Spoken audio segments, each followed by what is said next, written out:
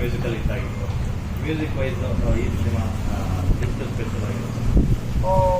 ಈಗ ನಮ್ಮ ಸಿನಿಮಾದ ಹಾಡುಗಳ ಬಗ್ಗೆ ನಾನೇ ತುಂಬ ಚೆನ್ನಾಗಿರಬೇಕು ಅಂತ ಗೊತ್ತಾಗುತ್ತೆ. ಬಟ್ ಎಲ್ಲೋ ಒಂದು ಕಡೆ ಖುಷಿ ಅಂದರೆ ಕೆಲಸ ಮಾಡುವಾಗ 100 ಕಿವಿಗಳು ಒಂದು ಹಾಡು ಕಂಪೋಸ್ ಆದಾಗಿಂದ ಅದು ಡಬ್ಬಿಂಗ್ ಲೆವೆಲ್ ಬರೋಷ್ಟೊತ್ತಿಗೆ, ರೆಕಾರ್ಡಿಂಗ್ ಲೆವೆಲ್ ಬರೋಷ್ಟೊತ್ತಿಗೆ ಸರಿ ಸುಮಾರು 100-150 ಕಿವಿಗಳು ಅವರೆಲ್ಲರೂ ಹೇಳಿ ಒಂದೇ ಮಾತು, ಸಂಜೀವಿನ ಭಾಗ 1ಕ್ಕಿಂತ ಭಾಗ 2 ಹಾಡುಗಳು ಭಾಳ ಅದ್ಭುತವಾಗಿದೆ ಅಂತ. ಸೊ ಆ ಮಾತುಗಳಿಂದ ಖುಷಿಯಾಗಿದ್ದೀವಿ. ಎಲ್ಲ ಕಡೆ ಪ್ರೇಕ್ಷಕ ಅದನ್ನು ಇಷ್ಟಪಟ್ಟೆ ಬರ್ತಾರೆ.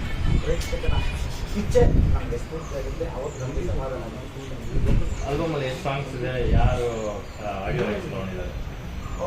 ಸಿನಿಮಾ ಶುರುವಾದಾಗಲೇ ಸಂಜು ಮತ್ತು ಗೀತ ಭಾಗ 2 ಅಂತ ಅನೌನ್ಸ್ ಮಾಡಿದ ತಕ್ಷಣ ಆನಂದ್ ಆಡಿಯೋದು ನಾನು ಎಲ್ಲ ಸಿನಿಮಾ ಹಾಡುಗಳನ್ನು ಮುಂಚೆನೇ ಕರೀತೀನಿ ಅಂತ ನಾನು ತಮಿಳು ಮಾಡಿದ್ದೀನಿ, ತೆಲುಗು ಮಾಡಿದ್ದೀನಿ, ಕನ್ನಡ ಮಾಡಿದ್ದೀನಿ. ಎಲ್ಲ ಆಡಿಯೋ ರೈಟ್ಸ್ಗಳನ್ನ ಅವರೇ ತಗೊಳ್ತಾರೆ. ಹಾಗಾಗಿ ಈ ಸಿನಿಮಾ ಅನೌನ್ಸ್ ಮಾಡಿದ ದಿನಾನೇ ಅವರು ಭಾಳ ಒಳ್ಳೆಯ ಮೊತ್ತಕ್ಕೆ ಹಾಡನ್ನು ಖರೀದಿ ಮಾಡಿದ್ದಾರೆ. So audio belongs to on that. ಒಂದು ಲಹರಿ ಆಡಿಯೋ ರೈಟ್ಸ್ ಇರುವಂಥ ಒಂದು ಸಾಂಗ್ನ ನಿಮ್ಮ ಸಿನಿಮಾದಲ್ಲಿ ಬಳಕೆ ಆಗ್ತಿದೆ ಅಂತ ಕೇಳ್ಕೊಂಡು ಅದ್ರ ಬಗ್ಗೆ ನಾನು ರಿಯಾಕ್ಟ್ ಮಾಡೋದಿಲ್ಲ. ಯಾಕೆಂದರೆ ಅದು ಇನ್ನೂ ಮಾತುಕತೆ ಹಂತದಲ್ಲಿದೆ. ಸೊ ಎಲ್ಲೋ ಫುಟೇಜ್ ಲೀಕ್ ಆಗಿದೆ, ರಿವ್ಯೂ ಅಂತ ಗೊತ್ತಿಲ್ಲ. ಸೊ ಅದ್ರ ಬಗ್ಗೆ ನಾನು ಒಂಚೂರು ಚರ್ಚೆ ಮಾಡ್ತೀನಿ. ಸೊ 100% ನಮ್ಗೆ ಏನು ಸಿನಿಮಾ ಬೇಕು ಅನ್ನೋದನ್ನು ನಾನು ಯಾವತ್ತೂ ಸಿನಿಮಾದಲ್ಲಿ ಇದ್ದೇ ಇರ್ತೀವಿ, ಅದನ್ನು ದಬ್ಸ್ಕೊಳ್ತೀವಿ ಅನ್ನೋ ಕಾನ್ಫಿಡೆನ್ಸ್.